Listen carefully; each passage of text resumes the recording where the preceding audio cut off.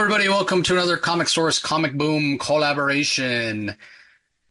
DC All In is coming. The DC All In special, I should say, is coming this week. The publishing initiative officially kicks off this week with other titles that we have that are returning titles, and also the Absolute Universe. So things like Absolute Batman, which starts at Absolute Universe, is coming, but then other things like Shazam 16 comes out this week. It's going to have a little all-in trade dress. Batman 153 comes out this week. It's going to have a little all-in trade dress. Birds of Prey, same thing. So there's a lot coming this week from DC, a lot of excitement. But the biggest thing that's coming out this week is that all-in special. So coming on Wednesday, there will be the regular DC spotlight that we do every week on Rocky's channel, Comic Space Boom ! Over there on YouTube. Or you can get the audio only version on the Comic Source podcast. So that's still coming.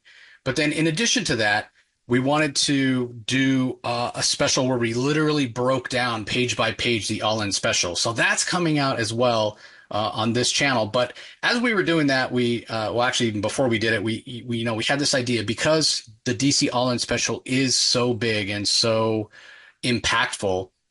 What about people that haven't been following along with DC, right?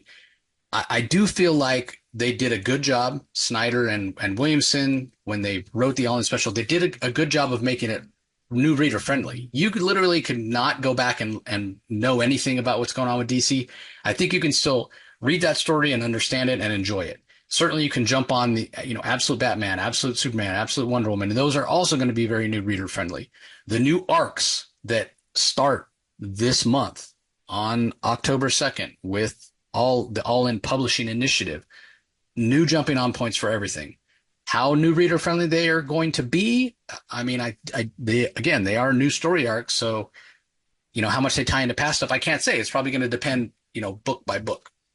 But all that being said, if you want to know what's going on with DC, what's been going on recently, what are all the things that have led to this point, this all-in special, hey, we're going to do an episode. We're going to tell you 10 things you need to know before reading DC All-In Special, with the caveat, little asterisk there, that you don't need to know anything. But if you want to get more out of it, you want to have more context, this is what we're doing. So before we dive into it, just a reminder, as I said, Rocky's channel, where we do the DC Spotlight every week, is Comic Boom on YouTube, Comic Space Boom ! When you head over there, you know what to do. Ring the notification bell.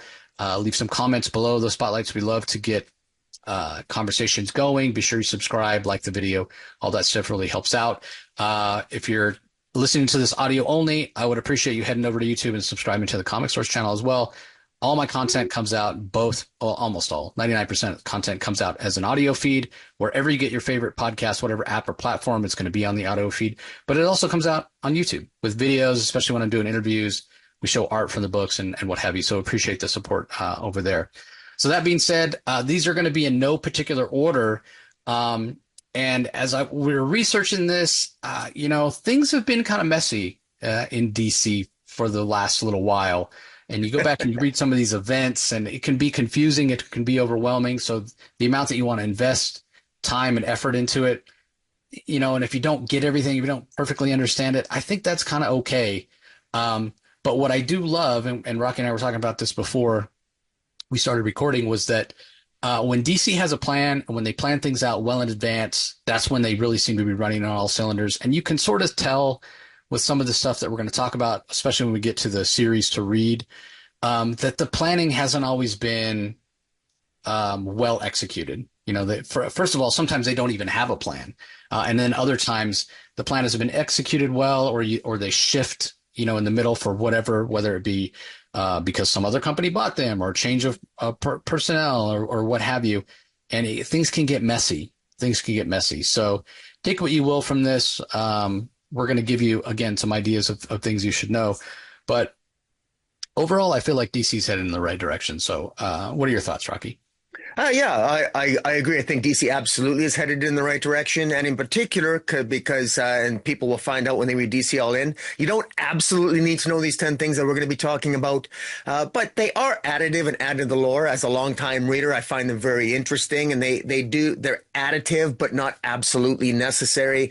And I hope the spirit of which, Jace, you and I are doing this is that we're hoping to sort of give people a little bit of more background. But, if I happen to make things sound a little bit confusing, the fault is my own and maybe a little bit on DC if I'm being honest, but the reality is don't let that detract from DC All In because the fact of the matter is that the cosmology of the DC universe, it is complex. We're going to try to break it down as simplistically as we possibly can so that if you are interested in the larger picture that we will absolutely touch upon it. And then at the end of this 10 list, we'll give some final comments as well. And so I'm looking forward to doing this. I enjoyed with a little tidbit of frustration going through some of the history getting here. And I'm actually looking forward to this because it'll help clarify my thoughts moving into DC All In. Yeah, and again, the other part of this is trying to summarize is sometimes really hard. And so sometimes if you take, hey, I just don't understand this event. If you want, again, it's totally up to you. If you want, going and reading the individual issues sometimes can make it a lot easier to understand. Also, I want to point out I'm wearing my DC All In shirt, which Nice. is American is absolutely fantastic. It's my fault that Rocky doesn't have his. His is still sitting over here. I need to ship it to him. I haven't done it yet. Otherwise, we could have had a. And thank you for that. I wasn't expecting you to do that, but thank you. So. Yeah, you'll get it by Christmas. I'll commit to that. So I anyway, look forward to it. we're going to kick it off with 10 series to read. And again, this is a lot. I mean, this is hours and hours, weeks and weeks of reading, if not months of reading material. So again, we're not saying, hey, DC All In Special comes out Wednesday. You better go and read all this stuff before, because otherwise you're not going to understand it. But this stuff will provide context. So first thing we'll mention, and we did say recently that this was reprinted, a collected edition. It's the Great Darkness Saga. When you read the DC Special, you understand why we're saying, hey, you should read this, because there's an incredible moment in the All In Special that will sort of feed into the connection between Darkseid and the Legion of Superheroes. But one thing that's interesting is this is, set, far future 30th century, what have you, with the Legion of Superheroes, who were one of the most, if not the most popular DC title at the time this was coming out. It was sort of a neck and neck between this and Teen Titans. But the fact that things that are done in the All In Special, the fact that they don't necessarily contradict in a way what happens here, even though this is, because this, again, set in the future in the 30th century, but written back in 1983 or 1984. And again, that connection with Darkseid and Legion of Superheroes. So, and just on its own, it's just a fantastic story. So yeah, you will, again, when you read the All In Special, you'll understand why this is on the list.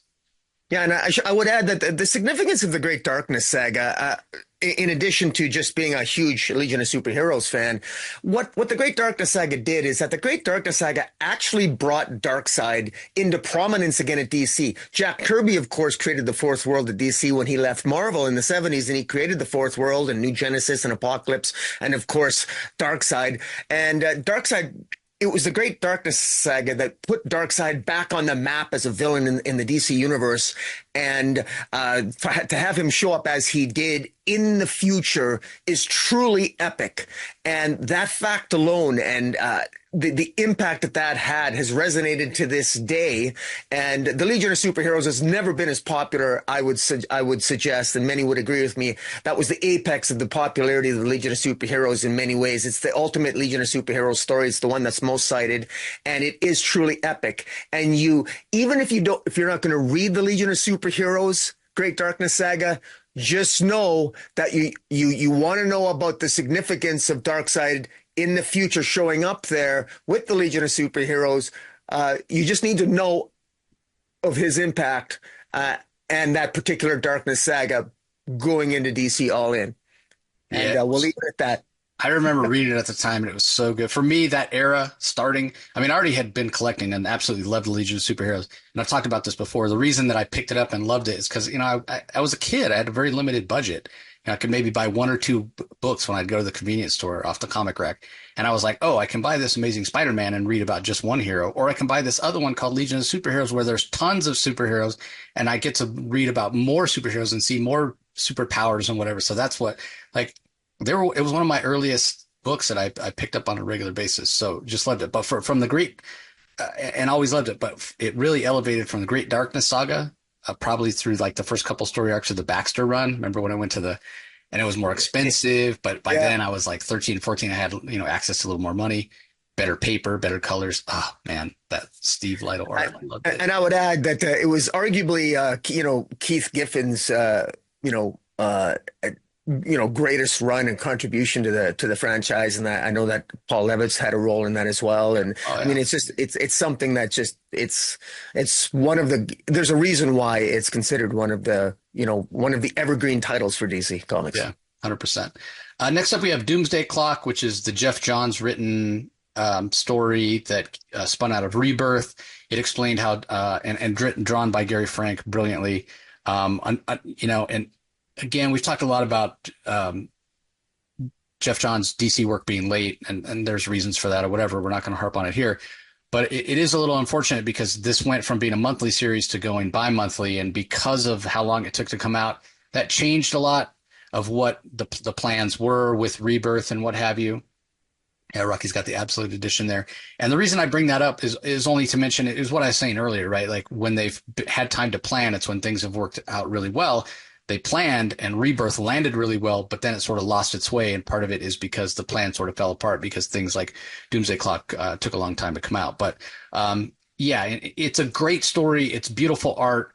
What I will say, I think the two most important things you need to know about Doomsday Clock, two things. It basically showed that, the reason that things were after basically the reason the New 52 happened, the reason the DC universe was sort of messed up after Flashpoint and didn't go back after Flashpoint resolved to what things were like pre-Flashpoint was because of the interference of Dr. Manhattan, who was sort of manipulated without realizing it into making changes with the DCU. And the other thing that came out of Doomsday Clock was this idea of Superman embodying the alpha energy, or the being, he's always been a symbol of hope in the DCU, but this idea that life in the DC universe, life itself in the DC universe is sort of inspired in some way, intrinsically linked to the hopefulness that is Superman, who is the champion for all life, not just the champion for Earth. So to me, those are the two most important things about Doomsday Clock. Anything to add there, Rocky? Well, there are many other things about Doomsday Clock that make it really awesome, but in the context of our discussion here about DC All In, Superman is the North Star. That the Earth Prime, if we think of Earth Prime, Earth Designate Zero is where the mainstream DC superheroes are.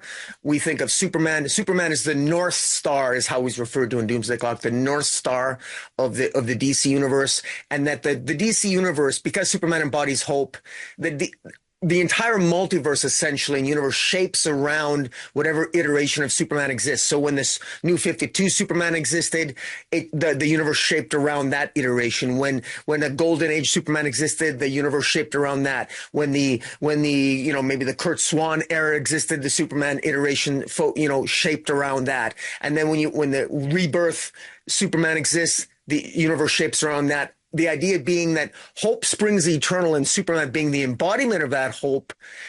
Superman is key to the multiverse, whether it's consisting of 52 Earths or whether it's a multiverse or an omniverse. Superman is the embodiment of hope, which is significant because Superman, of course, who embodies that hope, there's a supervillain who will be in DC All In that embodies the opposite of that.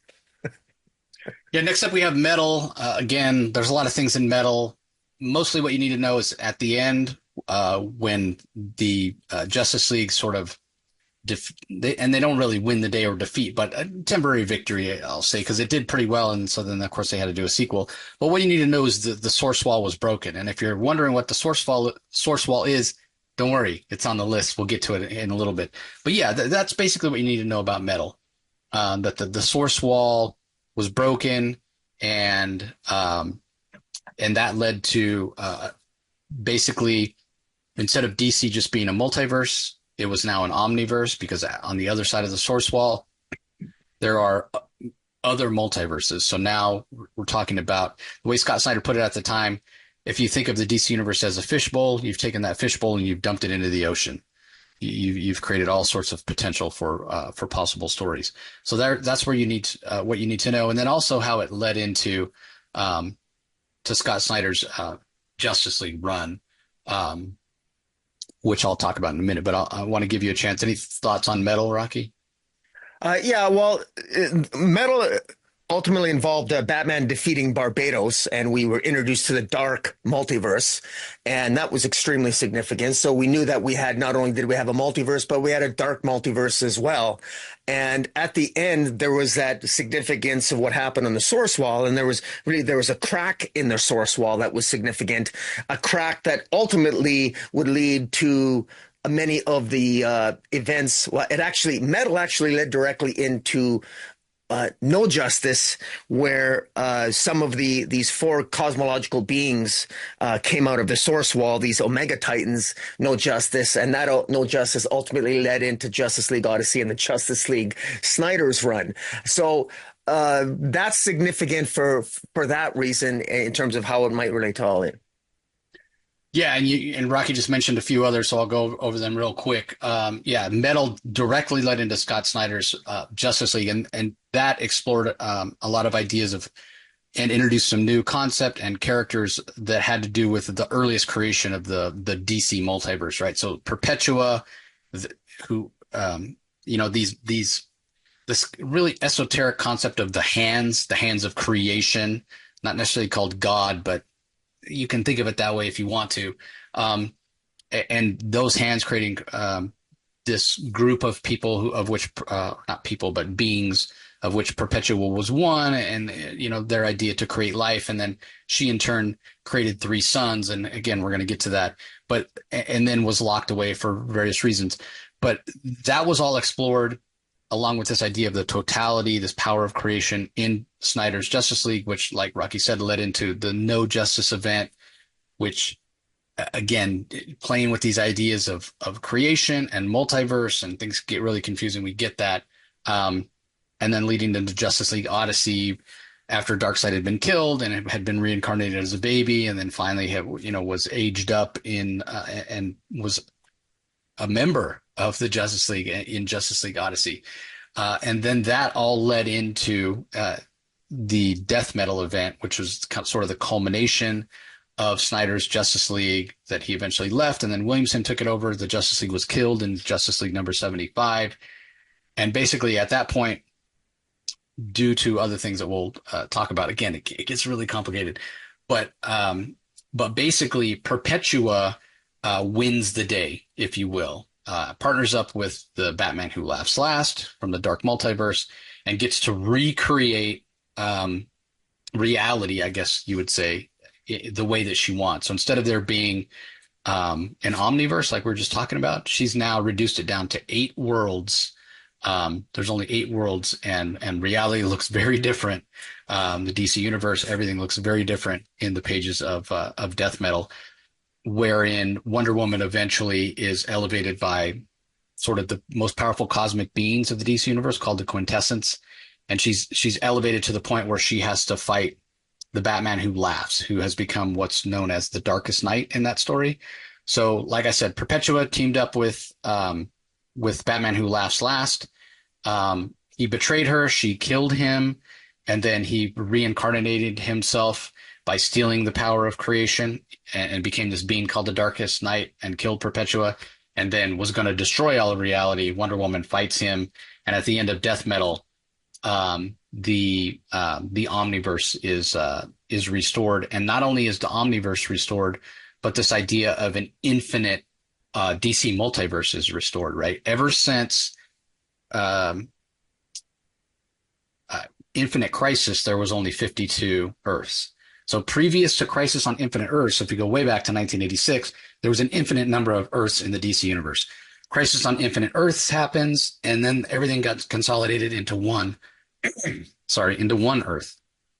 And then with the multi with Infinite Crisis, then there was 52 Earths, and that's how it stayed for a long time, multiversity and everything. Grant Morrison trying to define it. But at the end of Death Metal, what the important thing to know, Wonder Woman has succeeded in restoring the infinite number of Earths in the DCU. So anything to add to that, Rocky?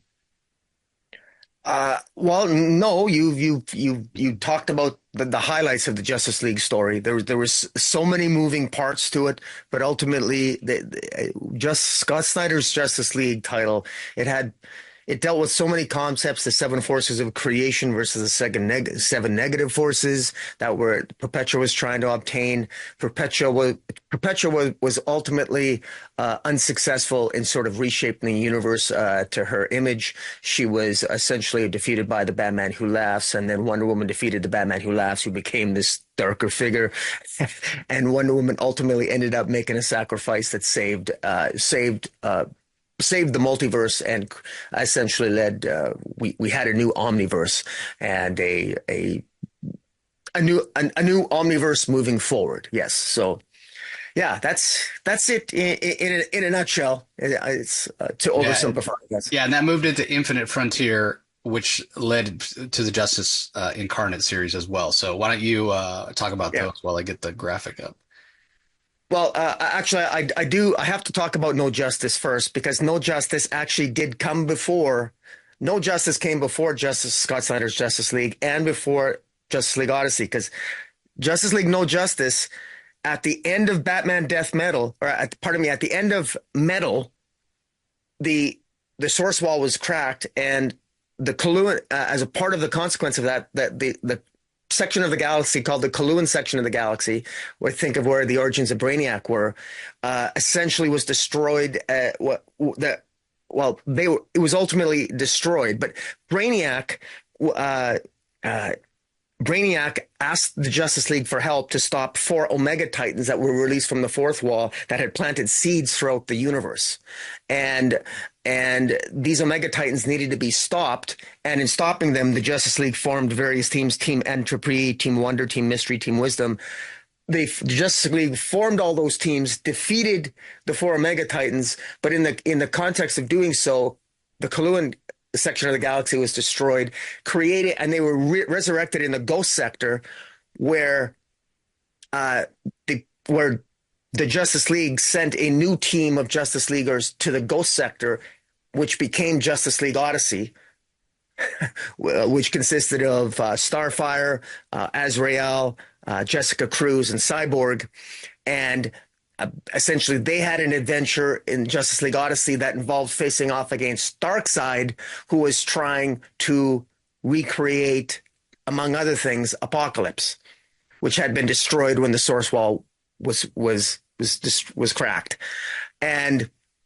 And then at the same time, we had what was going on in Scott Snyder's Justice League, which, as you explained, dealing with the threat of Perpetua. So at the same time, what made it so epic at the time is that following what happened in Metal with the Dark Universe, we have Justice League Odyssey going on with members of the Justice League trying to prevent Darkseid resurrecting Apocalypse and re-editing the universe. And then we had the Justice League in our main sector of the galaxy trying to stop Perpetua in destroying the seven forces of creation, and all this ultimately leading into Death Metal, which resulted in Wonder Woman successfully ultimately restoring the Omniverse. I know that's a lot to take in, but that's I'm not sure where you want to go from there. We'll talk about Infinite Frontier. Okay, well,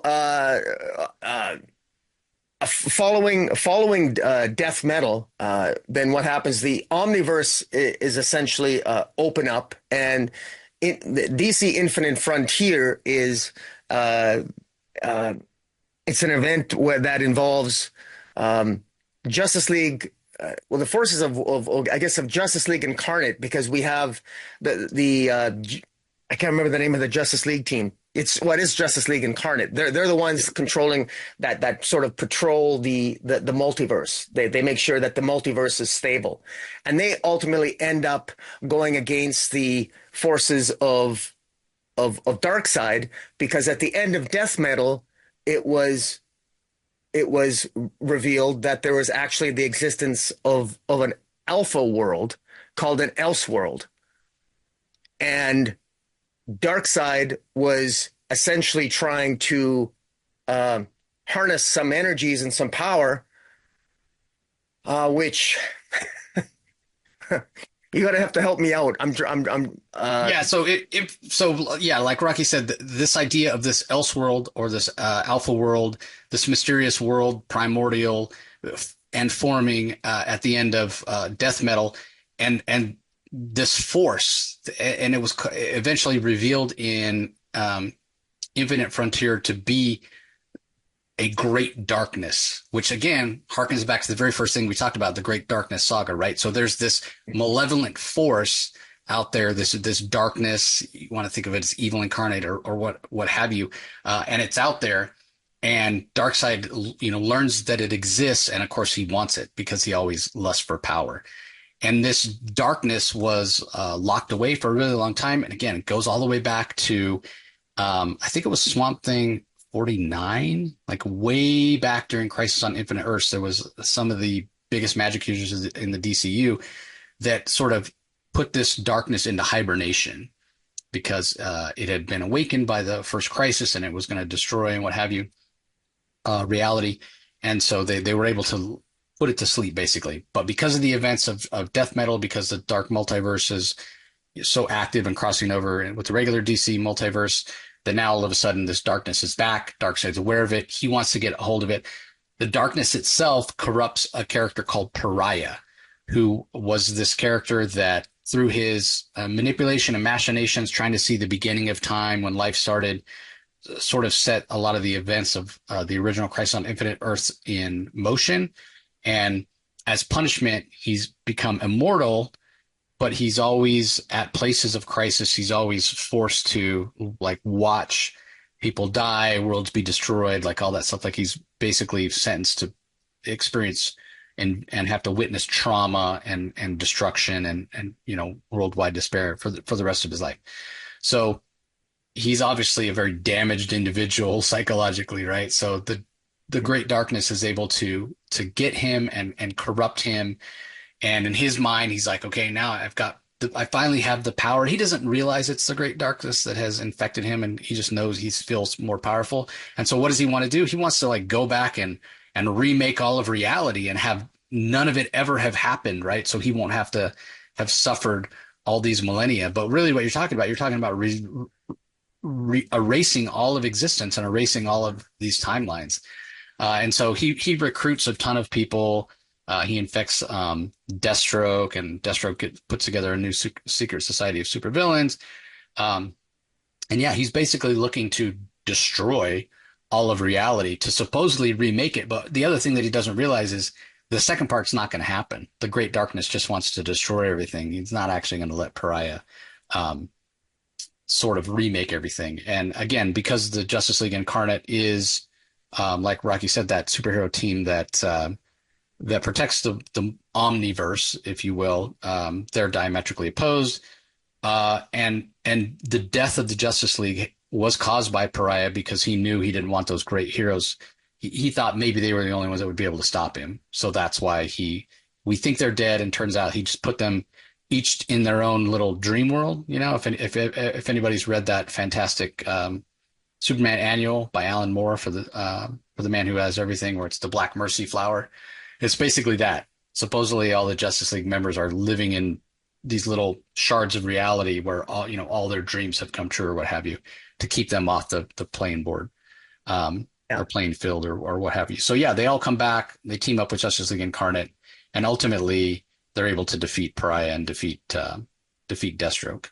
I, Darkseid does, one more thing I'll mention, Darkseid does take, yes, he wanted that darkness for himself, but because the darkness is so powerful, the darkness chose Pariah as its champion.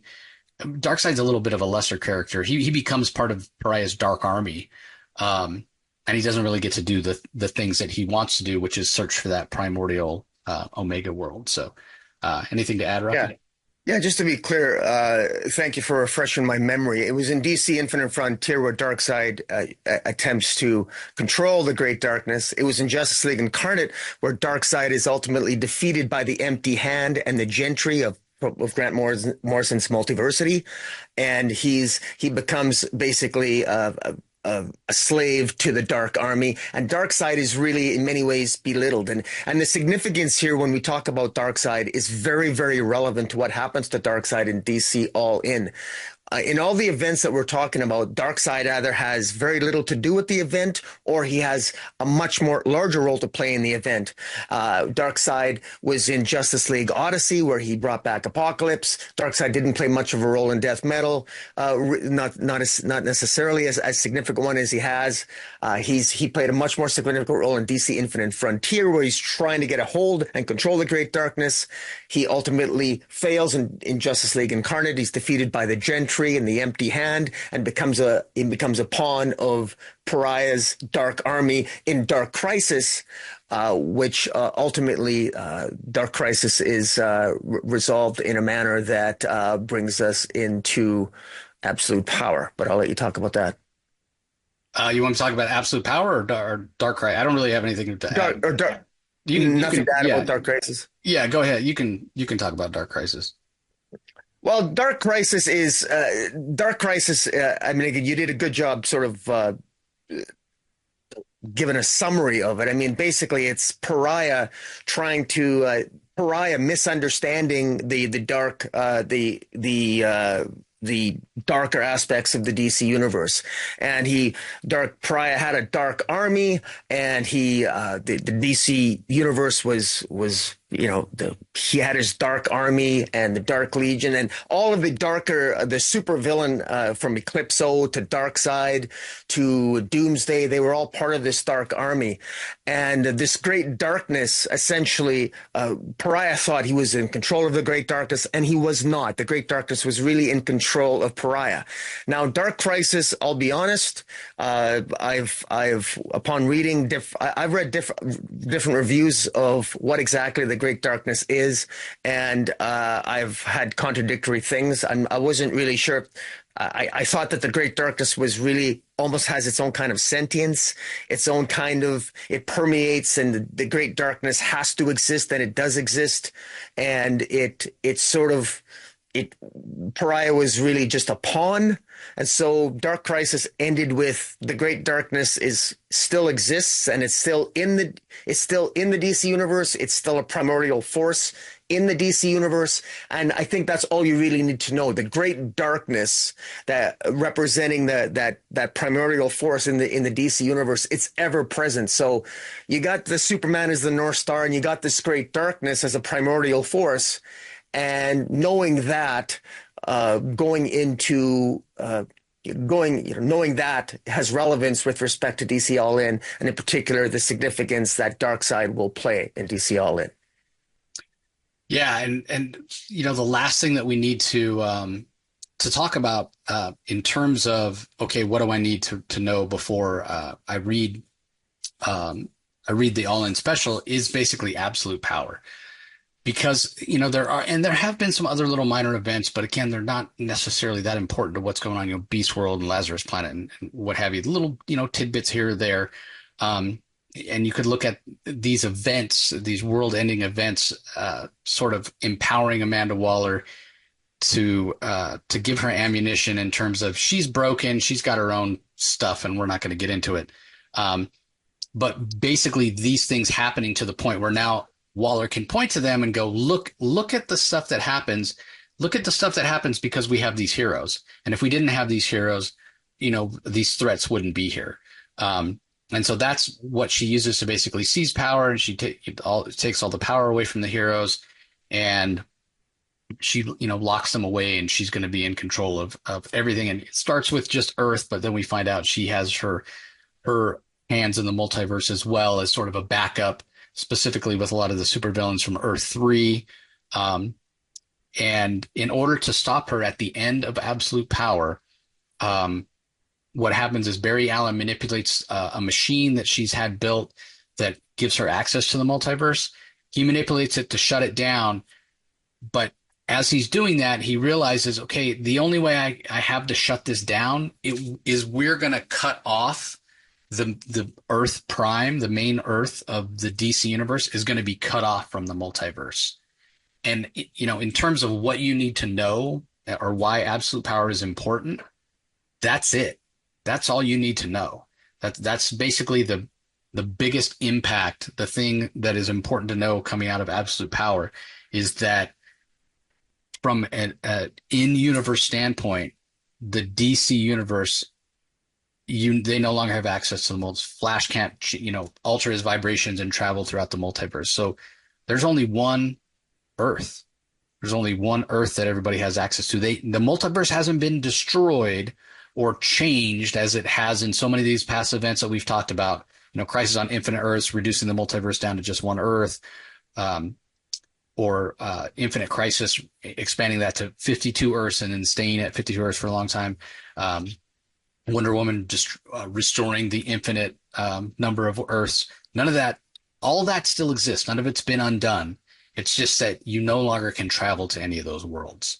And that's basically the only thing you need to know from Infinite Crisis, unless you think there's something else that is important, Rocky. Well, I not really. That's by far the most essential aspect of it, because the consequences of Earth Prime being cut off from the rest of the multiverse and the larger omniverse has a direct impact on in fact the primordial impact on one particular villain in the DC universe, which lays the foundation of that DC All-In special. Yeah, that is a good point. We do want to, mention that there is, that's what happens in Absolute Power #4. Spoilers, that happens toward the end.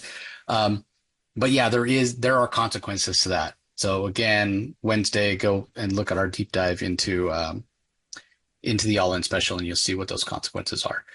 Okay, so moving on, and that was big, like it's 10 things you need to know, but we could have just done, 10 series you need to read, but so those are the series where you'll have more context. But then we mentioned this earlier, what is the source wall?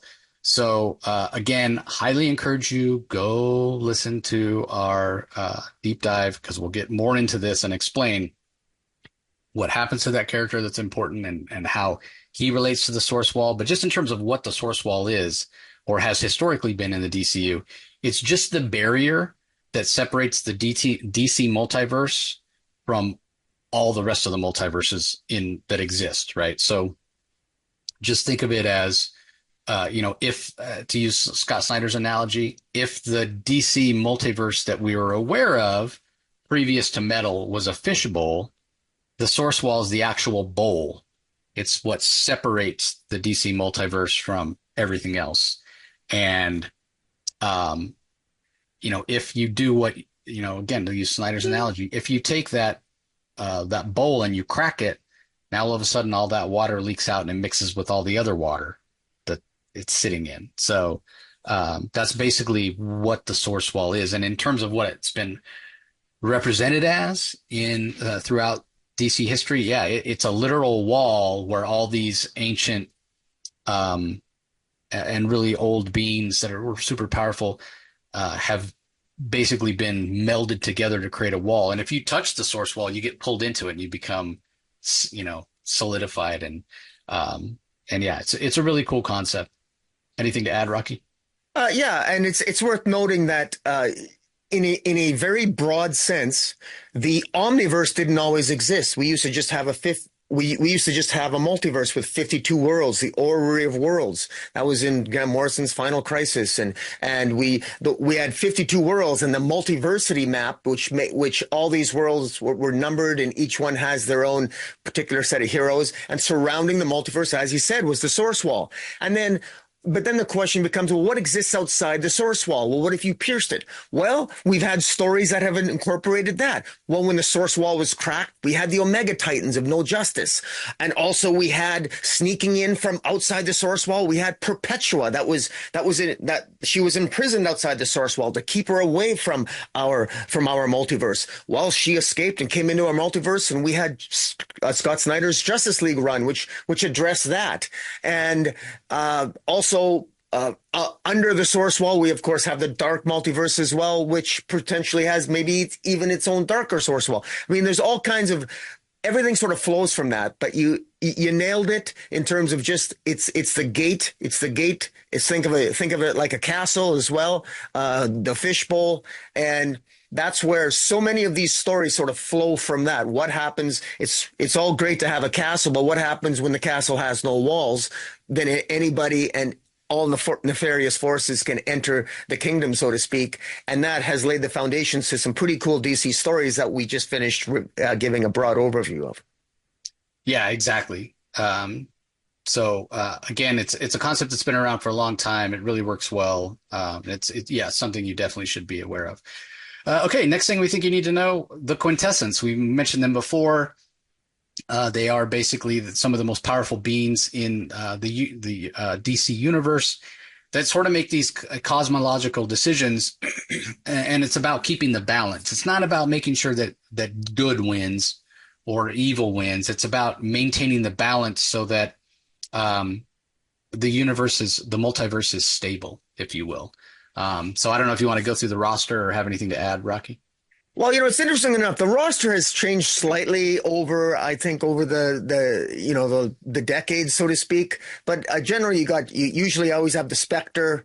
You have the Spectre. You have Zeus and then Hera, the gods Greek god.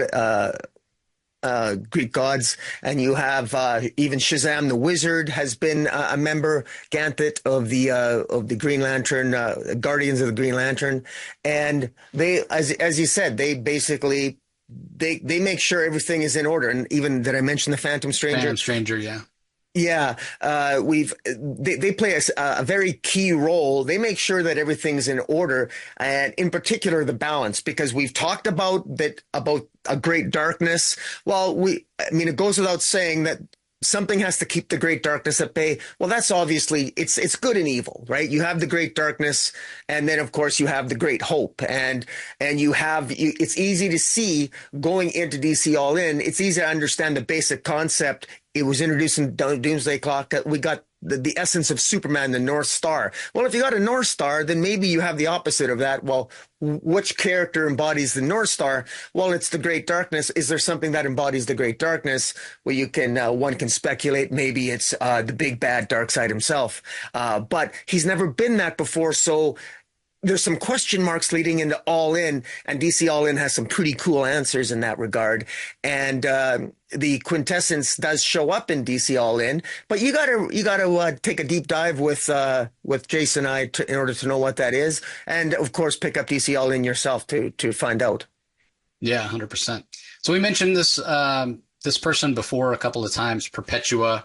Again, she's just to know that she's a very powerful being, and she didn't agree with the way reality was supposed to work.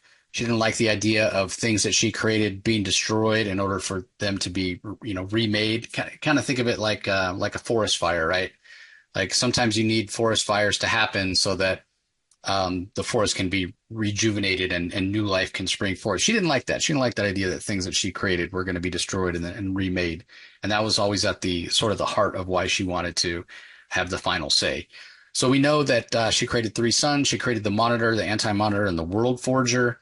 The Monitor to keep an eye and make sure that everything stayed relatively well in terms of working and stable and what have you in the main universe. The Anti-Monitor was again, this was, he showed up at Crisis on Infinite Earths, but this was retcon that he actually was in charge of the dark multiverse, did the same thing that the Monitor did for the main universe, he did for the dark multiverse. And then the World Forger was their brother, he was the one who would actually create new worlds, whether it be for the dark multiverse or the new the regular multiverse. So, and they play a role again. It, it's the entirety of Scott Snyder's Justice League. It's a huge sprawling story that you would have to go and read to really get that full context. But suffice to say, she has a lot to do with the multiverse and different worlds and things being created and what have you. So, anything to add to that, Rocky?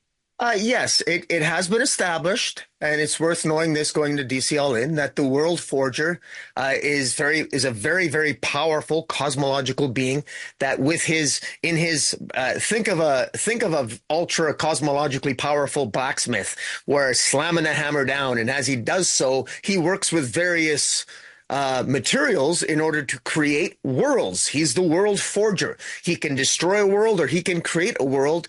And he receives instructions from, he had received instructions from Perpetua, who essentially was his mother, who, he's responsible for the creation of a lot of the Earths in the multiverse. And he works with an element, a very essential element that the world forger uses is this element X. And that's something that it's useful to know going to DC All In because that will play a role.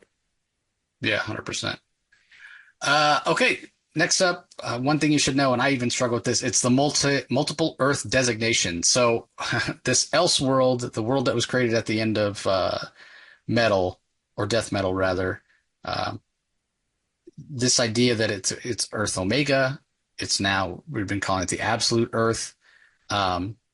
But I've also heard it called Earth Alpha. I don't know how it can be Earth Alpha and Earth Omega. I've heard it. We've seen it at various times in these various events referred to as both of those. I don't know how it can be both.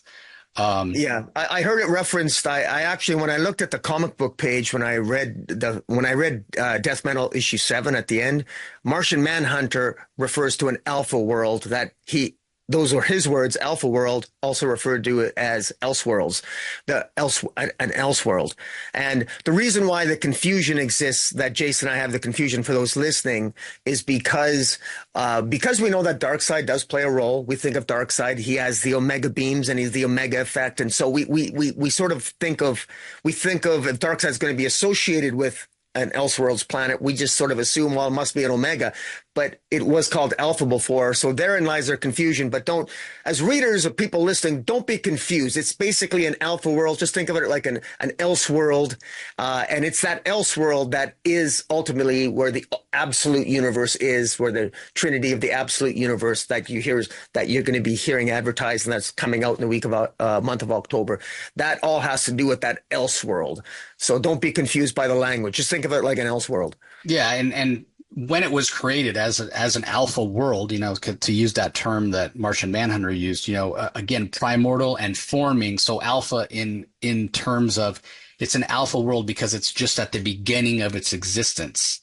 But yes, to Rocky's point, if dark, we know that this world's going to be sort of infected, if you will. It's already been told, it's not a spoiler, infected with Darkseid's Omega energy. And that makes a lot of sense as well, because part of the way it was created, they're saying there are parts of the story and things that are intimated that it's not even truly a world. The world in the reality in and of itself that this world exists in is a shard of that great darkness power that we were talking about before. Yeah. So really think of it as, just the not evil, but chaos and darkness, not evil, but darkness, a darker world, a world with more edge to it. So, you need to realize that. So if you can just keep that straight, just that, if you hear Alpha World or Earth Omega or the Elseworld, they all mean the same thing. And with the other part of the multiverse being closed off, like we talked about before, you only really need to know for the foreseeable future. I'm sure this is going to change because the multiverse will come back. But in terms of the stories that DC is going to be telling right now, it either takes place in the absolute universe, which you can think of this as absolute Earth or absolute universe, this Earth Omega or Elseworld Earth or whatever you want to call it. You can think of that as the place where the absolute universe stories take place. So you need to know about that. And the only other Earth you need to know about is Earth Prime. Earth Prime being where the main line or the core universe of DC, where, the main Superman, the main Wonder Woman, Yeah, the main Batman. Those are really the only two Earths you need to really know right now if you're diving in that's new. exactly right. Uh, And I would add to that that at the end of Death Metal, it was established that as paradoxical as this sounds, there are two centers of the DC universe. There was Earth Prime and this Elseworlds, which was really odd to think of that. But yet paradoxically, somehow they're both the center of the universe, Earth Prime, and you have this Elseworld, and that's what makes it interesting leading into DC All In. There's one other point that's worth mentioning. It's an important one. And for those watching on YouTube and for those who aren't, I'll describe it. Jace has up on the screen a map of the standard universe of 52 worlds, it's the classic multiversal map that originated in Grant Morrison's Multiversity. And it has all the 52 Earths on it. One of the things to understand about the multiverse, at least one of the concepts of the multiverse at the time of multiversity was that even though there was 52 Earths and many of those Earths had their own versions of Superman and Wonder Woman and Batman and various heroes, there were many iterations of those heroes. But the multiverse, there was only one New Genesis in the multiverse and only one Apocalypse. So there was only one High Father, therefore, and only one Darkseid in the multiverse. Now, the concept of there only being one Darkseid and not multiple iterations of a Darkseid is also something to keep in mind going into DC All In, because that plays a role as well in a very interesting and expansive way. yeah, good point. And this next thing that you need to know, we kind of already just touched on it with talking about these multiple Earth designations. The Alpha World from the end of Death Metal has become the Elseworld. So we're not going to harp on this. We're just going to move on. But again, keep that in mind, because it is a world, as I said, that is sort of foundationally built upon the fact that it's a shard. Its reality is a shard of that great darkness power. So that'll be important. All right. I'm going to throw this one over to you, Rocky. The Spectre's role in the DCU. The Spectre plays a huge role in the DC All-In special. We mentioned him as part of the Quintessence, but talk a little bit about what historically his role has been in the DCU. Oh, wow. Well, in a very broad and general sense, the Spectre has played both a very small role in the DC universe, but also a cosmological role in the DC universe. In his most basic smaller form, he basically Jim Corrigan, the human form of the Jim Corrigan is a detective. He dies, and he becomes possessed by the spirit of the Spectre, who is the spirit of vengeance. And to be quite blunt about it, Spectre has always been in his classic stories almost the embodiment of a Judeo-Christian sort of doctrine that, even though it wasn't explicitly stated, the Spectre has been a spirit of vengeance, and also written with a Judeo-Christian sort of bias in DC lore and history and comic books. And as a result of that, he's always written as someone he'll show up in order to punish the bad guy, whether it's a small scale murderer or bank robber or what have you.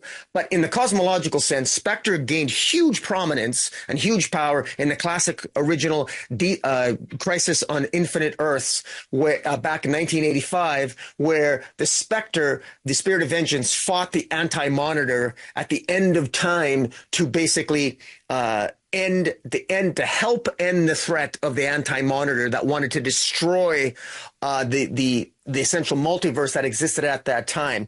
That fight, that huge fight between the Spectre and the Anti-Monitor, is something that is epic. It's on the classic cover. It's one of the most classic covers, arguably, in DC history.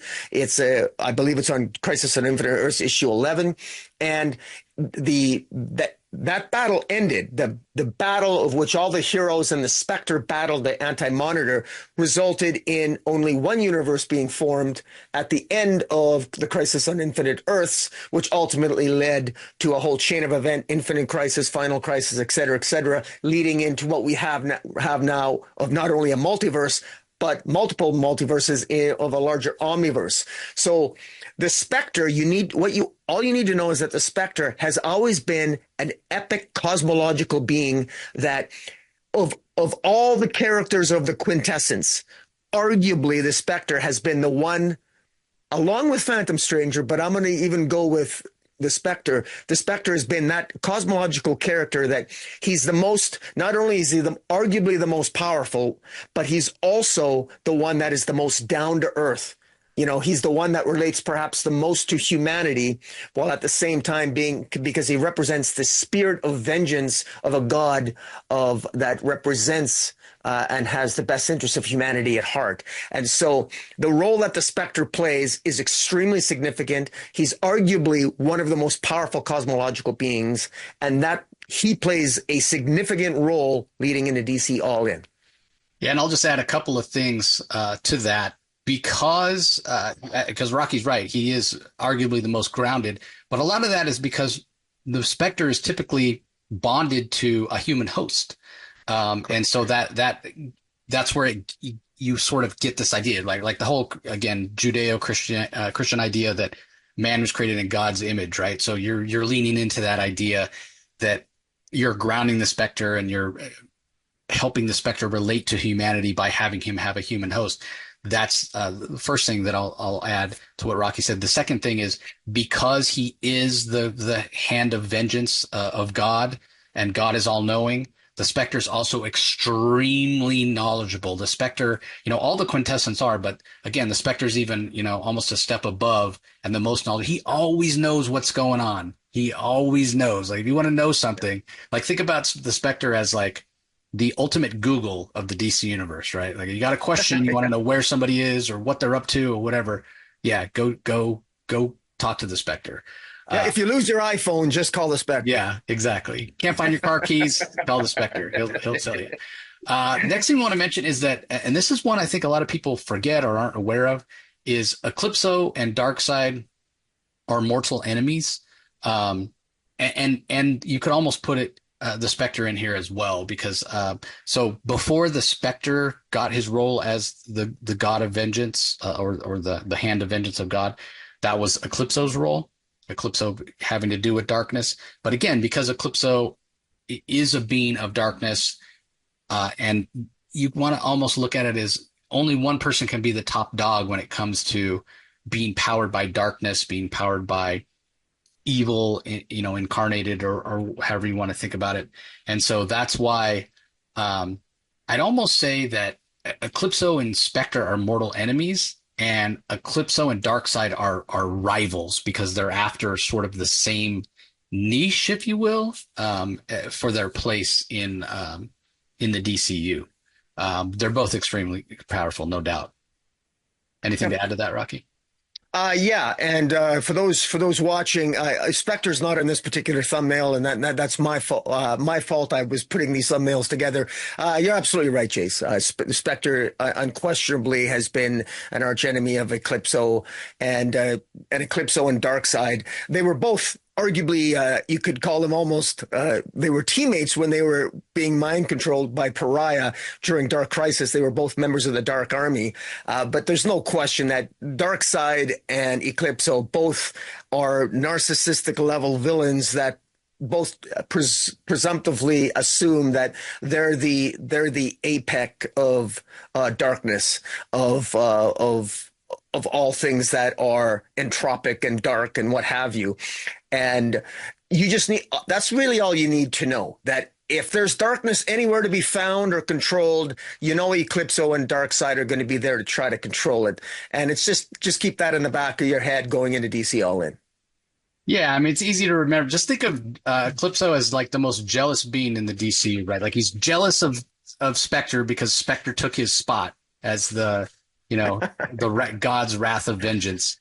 And he's jealous of Darkseid because Darkseid, is kind of going after the same power and niche as the most evil villain of the DCU. So yeah, Spectre, he's just a jealous bitch. All right, up next, and one of the things I'm really excited for that we're going to see coming up is Booster Gold finally a hero? So Booster Gold, if you're not familiar, he was an athlete, a star athlete in the future. He was going to make tons of money as a professional athlete, but during his college years, if you will, he gambled, he bet and unbeknownst to him, the games were fixed against him, so he lost. And basically, it was these gamblers wanted Booster Gold to be in debt to them, so that then they could force Booster Gold to throw a big game like the championship game, which Booster had to do, and then it was all revealed, and he was disgraced and what have you. So the only job he could get, instead of going and becoming this pro athlete, the only job he could get was at the museum of like superhero history or what have you, where he would patrol night after night after night as a security guard, and he would be around, all this superhero paraphernalia and what have you. And he was inspired, and he wanted to be a hero, and he also self-professed wanted to regain the glory that he lost by no longer being this football hero. So he steals a time bubble and a Legion force field and a Legion of Superheroes flight ring and a bunch of equipment and travels back to the past to become a hero. So very selfish. And when he got back to the past, he also was looking for that fame and fortune and money, if you will. So he's very narcissistic and very self-centered. And then when he became part of the Justice League International during the very famous and critically acclaimed J.M. DeMatteis, Keith Giffen, and Kevin Maguire run, they brought in a lot of humor to go along with that sort of aspect of Booster, probably to make him a little more likable, and really played him against Ted Kord as kind of the straight man, if you will. So it was Blue and Gold, Blue and Gold, Booster and Blue Beetle.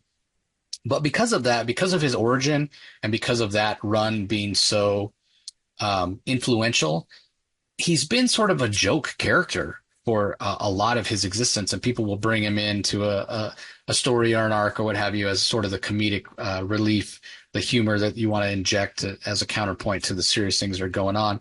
But it seems like recently, like I think to how he was used in Tom King's recent Batman run, and I see how he's being used in the DC All-In Special. And it shows me that I think Booster is maturing as a character, and writers are allowing him to grow and evolve. And he's going to have a big role to play, but it might not happen when you think it's going to happen, is all I'll say. Anything to add to that, Rocky? Well, it's all about the hero's journey, right? It's cliche to say, Jace and I, and as well as every other comic book reviewer since time immemorial, we always talk about the hero's journey, a wonderful term coined by Joseph Campbell. And the hero's journey is so important because we want our heroes to face obstacles, and we want them to overcome those obstacles. And for Booster Gold, he's always been hit and miss. He's still always maintained a degree of narcissism and aspects to his character that, quite frankly, have at times been annoying and unlikable, but always with a comedic amount of humor. There's always enough humor there to keep us pulling back, or keep us pulling us into Booster Gold. And it's hard not for most people, myself included, it's hard not to like Booster Gold because he's such a flawed character. He's a narcissist himself, but at the end of the day, he does do what's right, but he often takes a very comedic and sometimes a haphazard way of getting to an outcome. And he's never been really considered an A-lister, certainly not as a member or potential member of the Justice League. And so if ever there was a character that's ripe for the next step of his hero's journey, it's Booster Gold. And clearly, DC is thinking along those lines, and that's what makes it very interesting. So if you are a Booster Gold fan, trust me, you want to read DC All In. You don't want to miss DC All In. Check it out. Yeah, yeah, you definitely want to be there because it's going to inform everything that there is going forward. So, all right, last thing we're going to talk about in terms of what you need to know. It's Darkseid's powers, his role in the DC universe. Obviously, we've talked a lot about Darkseid. He is the big bad here. Absolute Universe. He is as I said, the Omega energy. He represents so much. So, again, you really need to read it. You really need to understand what is going on with Darkseid. We're going to talk a little bit, and if you go look at our deep dive into the All-In Special, we are going to explain this more in detail there. But since Scott Snyder's been out there talking about it, and he told me about it, I'll get into it a little bit here. And I'll just say that Darkseid has never been more powerful.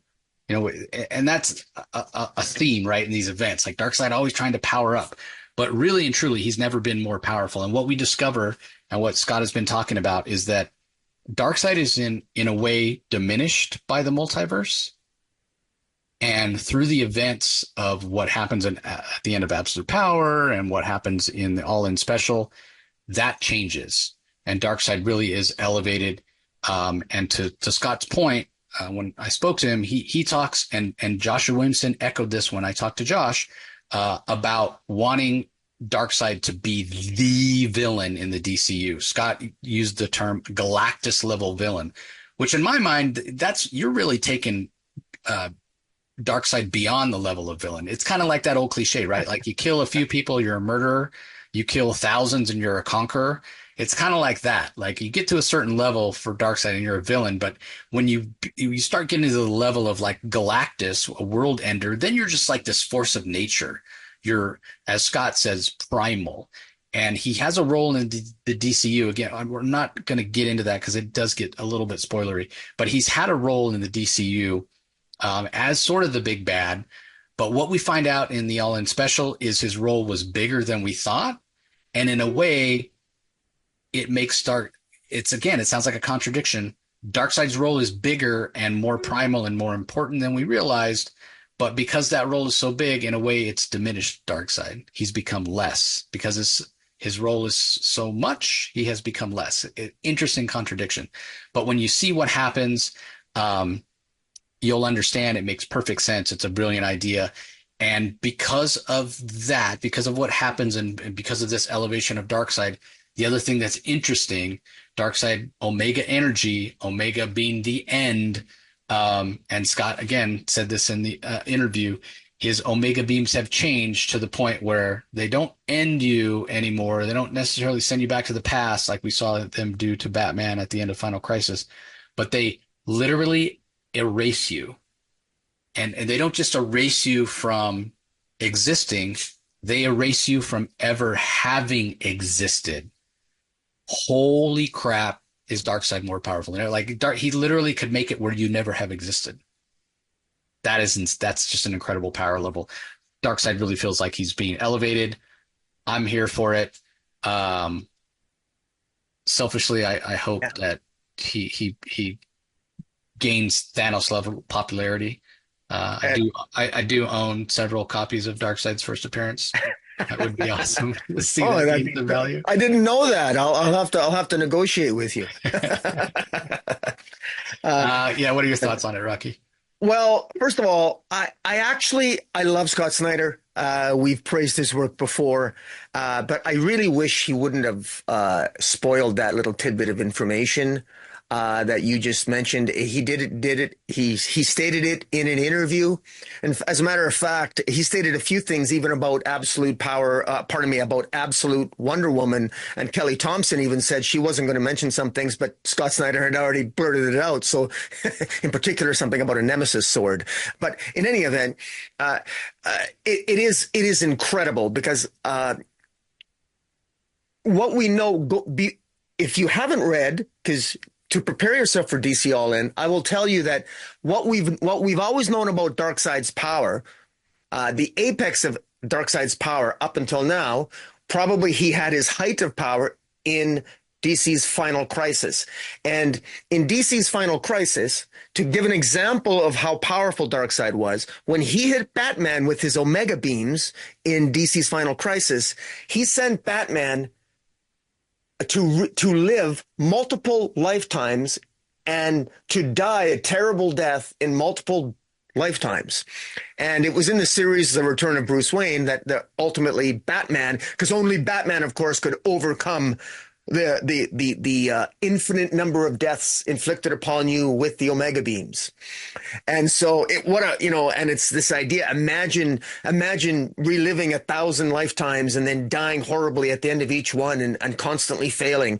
Well, Batman overcame that. But in any event, there's an idea that just think of the horror element of that. Imagine reliving a horror show, dying different ways, all because you're hit with these Omega beams where you don't really die. It's 1,000 deaths that you're reliving and there's no end to it. There's it's not infinite crisis, it's infinite death. There's a horror element to what Darkseid's Omega Beams can inflict. And that to me has always represented the apex of Darkseid's power.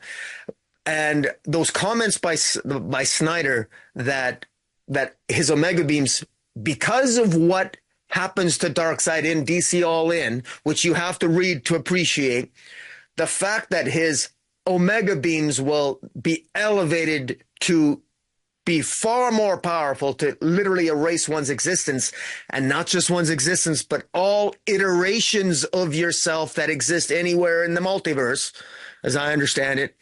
That is epic. That's not just death. That's like, I don't want to kill you, but if you exist in another universe, that person, that iteration of you dies as well. That's pretty freaking epic. And boy, oh boy, avoid those Omega Beams all you can, because that's pretty serious stuff. Yeah. Now, but in any event, yeah, just so there's such an epic, cool fanboy idea with that. I just absolutely love it. I thought the Omega Beams were powerful enough. And by the way, it's also worth mentioning that I said that the apex, meaning that the strongest I've ever seen Darkseid was in Final Crisis. In Darkseid's appearance in Justice League Odyssey, for example, he wasn't that powerful. He wasn't that powerful. He had a hard time he defeated Jessica Cruz, but he wasn't that powerful. Darkseid his Omega Beams have had different effects and up and down and sporadic effects. So Darkseid's power levels and what he's capable of doing has been different. If you've been following all these epic events, if you go back and read any Darkseid story, going back to that first appearance that I'm jealous you own, Jace, multiple copies, Darkseid has had fluctuating power levels, and we have an explanation with DC All In that you have to read DC All In to appreciate, to explain Darkseid's fluctuating power, which heretofore we could say as readers, wow, it's just inconsistent writing. The greatness of the writing of DC All In is that we have an explanation for it that makes it all make sense.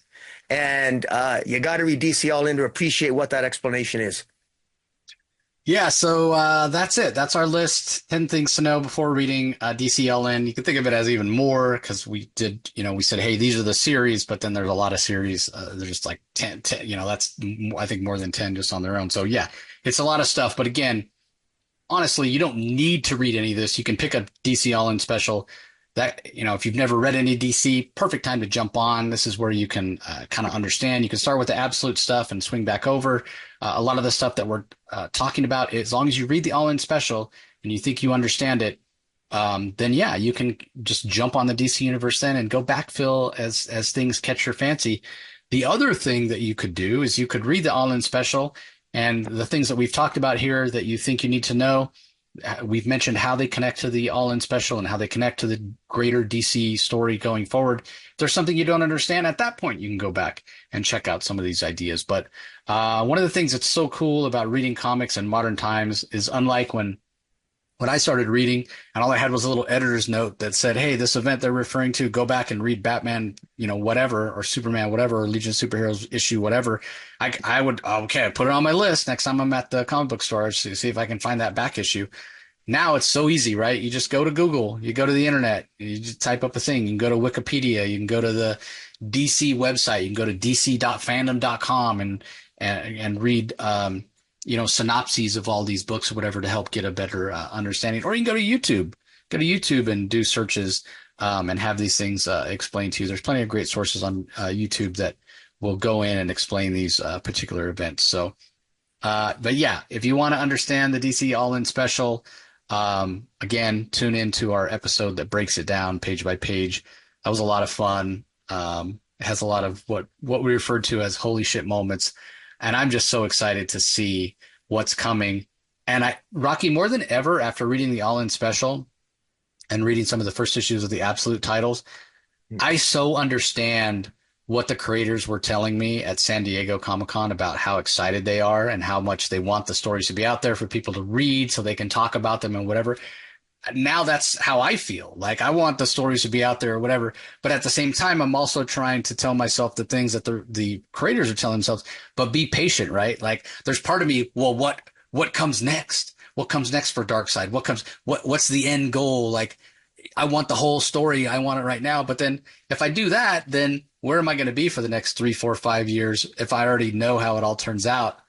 You know what I mean? Like, Yeah, you I know gotta, exactly what you mean. yeah. There's a sense that DC has a Bible now, that they have a Bible moving forward of what their universe is about and the basic rules that exist right now with respect to Superman energy and Darkseid energy. And there's a good feeling of cohesiveness, and I'm getting the sense now. Maybe the jury's still out. We're going to have to see how it works out, but we know how the new 52 turned out, right? To use that example, there wasn't enough control, and it tried to do too much, and it wasn't focused.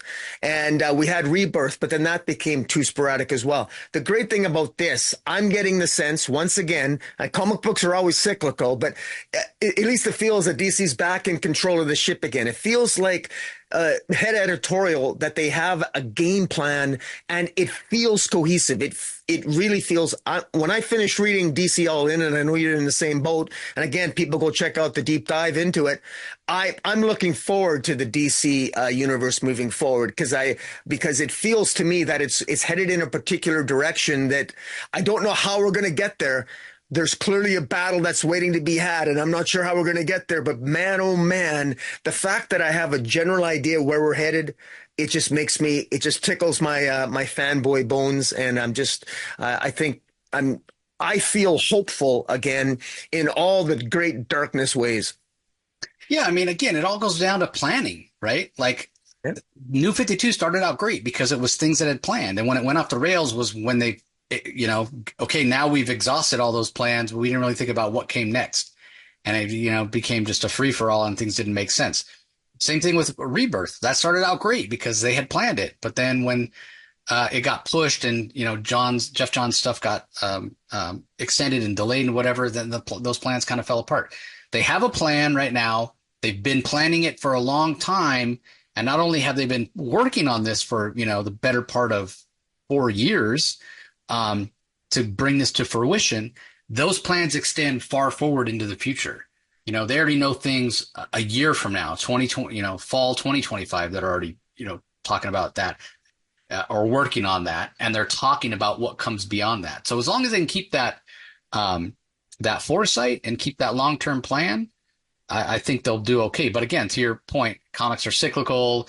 Same creators aren't going to want to stay at the same place, indefinitely. Editorial people move on or whatever. Look at what happened to the Krakoan age over on the other side of the street at Marvel. It did really, really well when Hickman was there running the ship. And then even after he left, it kept on doing pretty well for a while because he had plans in place and the people that were working on it knew what those plans were. But then when it got to the point they were at the end of those plans, then it was like, well, now we don't know what to do. We got to somehow undo all this. So it's going to happen at some point. But man, I hope we get a good 5, 6, 7 years out of this, because like you said, it's just exciting and it's really cool storytelling.